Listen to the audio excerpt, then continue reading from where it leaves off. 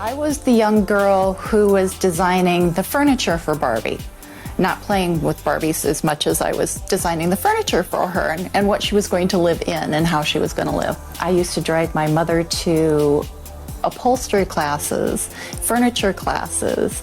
I love the inner workings of design, how it came to be, what made really good design. And so it's always been a passion of mine.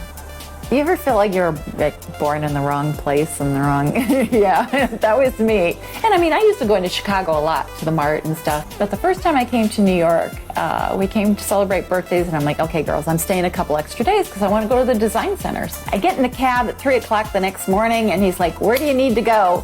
And I just burst out crying, going, I don't want to go back. And the cabbie was great. He was just awesome. He's just like, I understand, it's gonna be okay. He says, if you're supposed to be here, you'll find your way back. And I did.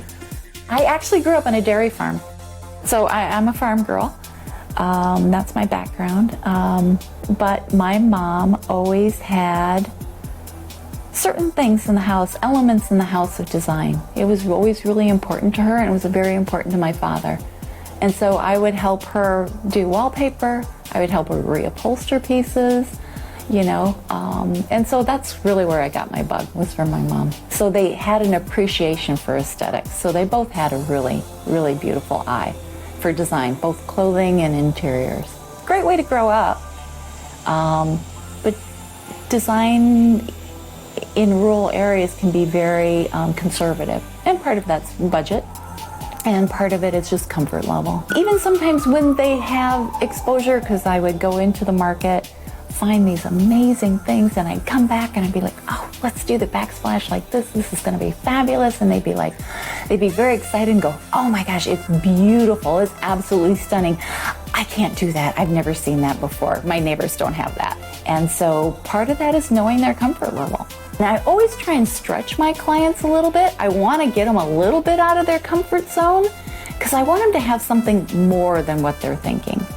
And honestly, it's the best compliment when I have clients say to me, Lori, it's everything I wanted and more. And you stretched me beyond where I thought I was comfortable, but I love the way everything has come together.